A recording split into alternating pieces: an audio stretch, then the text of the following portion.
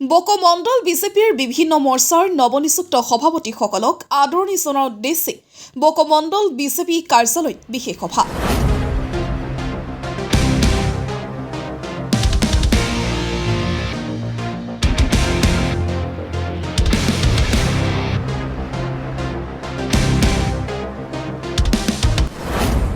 অসমৰ মাননীয় মুখ্যমন্ত্ৰীৰ বিশেষ উপহাৰৰ টোপোলাও ফুলাম গামোচাৰ উষ্ম আদৰণি নৱনিযুক্ত বিভিন্ন মৰ্চাৰ সভাপতিসকলক।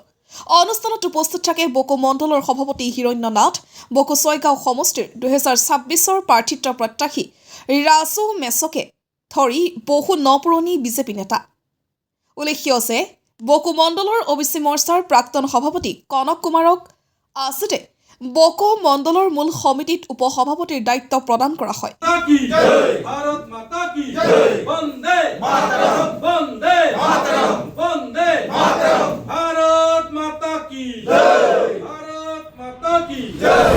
হয়, নমস্কাৰ। আজি এখন আমাৰ যি নৱনিযুক্ত মণ্ডলৰ মৰ্চাসমূহৰ সভাপতিসকলক আদৰণি জনাৰ উদ্দেশ্যে এখন আমি বকো মণ্ডলত সভা অনুষ্ঠিত কৰোঁ। আৰু এই যি আমাৰ 7টা মণ্ডলৰ মৰ্চা মণ্ডলৰ যি সভাপতিসকল, SC মৰ্চা, ST মৰ্চা, OBC মৰ্চা, কিষাণ মৰ্চা, মহিলা মৰ্চা আদি কৰি মাইনৰিটি মৰ্চা, এনেকৈ গোটেইকেইটা মণ্ডলৰ মৰ্চাৰ সভাপতি কেইজনক আমি আজি বকো মণ্ডলত নিমন্ত্ৰণ জনাওঁ। আৰু তেখেতসকলক আমি এখন ফুলাম গামোচা আৰু মাননীয় মুখ্যমন্ত্ৰীয়ে যি উপহাৰ দিছিল আজি কেইমাহমান আগত, সেই এটা উপহাৰ টোপোলাৰে তেওঁলোকক আমি উষ্ম আদৰণি জনাওঁ। আমাৰ আজি সঁচাকৈ এক সুন্দৰ পৰিৱেশ, সকলোৰে মনত উৎসাহ জনোৱা এক পৰিৱেশ। গোটেইকেইটা মণ্ডল মৰ্চাৰ আমি সভাপতিসকলক লগ পাইছোঁ, তেখেতসকলৰ মনৰ কথা অলপ অনুভৱ বুজিবলৈ চেষ্টা কৰিছোঁ। আচলতে মই দায়িত্ব লোৱাৰ পিছৰে পৰা আমাৰ মৰ্চাসমূহ পূৰ্ণাংগ ৰূপত আমি পোৱাই নাছিলোঁ। যিটো দলীয় বিভিন্ন কাৰ্যসূচীৰ মাজত এইখিনি কথা ৰৈ গৈছিল। যিহেতু আগন্তুক নিৰ্বাচন, গতিকে দলীয়ভাৱে এইখিনি তৎপৰতাত এই মৰ্চাসমূহ আজি পূৰ্ণাংগ ৰূপত আজি গঠন হ'ল। গতিকে আজি সকলোৰে মুখত এক আনন্দ উৎসৱ পৰিৱেশ। তেখেতসকলে খুব উদ্যমেৰে আমাৰ দলীয় ভেটিটো সুদৃঢ় কৰাৰ স্বাৰ্থত, আগন্তুক নিৰ্বাচনত আমি জয়ী হোৱাৰ স্বাৰ্থত তেখেতসকলে খুব উৎসাহেৰে আজি আমাৰ মাজত আহিছে আৰু কাম কৰাৰ প্ৰতিশ্ৰুতি দিছে। আমাৰো তেখেতসকলৰ ওপৰত অগাধ বিশ্বাস আছে। তেখেতসকল একজন সুন্দৰ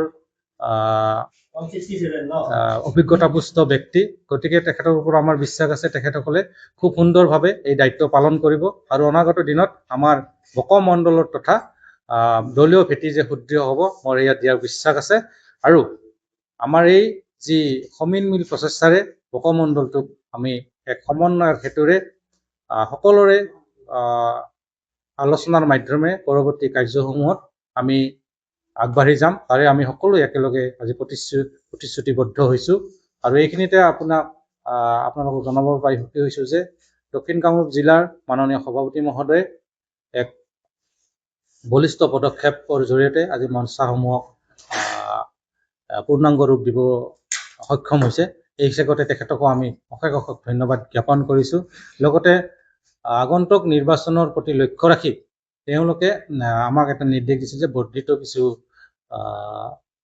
বৰ্ধিতভাৱে আমাক কিছুমান মূল কমিটিত ৰাখিব দিছিলে। আৰু সেইকাৰণে আমি বিগত বছৰত যে OBC মৰ্চাৰ যি সভাপতি কনক কুমাৰ, তেখেতক আমি মণ্ডলৰ উপসভাপতি হিচাপে আমি আমাৰ মণ্ডলখনত সন্নিৱিষ্ট কৰিছোঁ। তেখেতকো আমি শুভেচ্ছা জনাইছোঁ। এইখিনিতে সকলোকে পুনৰবাৰ নৱনিযুক্ত মণ্ডল মৰ্চাৰ সভাপতিসকলক শুভেচ্ছা জনাই মই আপোনালোকলৈ আগবঢ়াই বক্তব্য সামৰিছোঁ। ধন্যবাদ।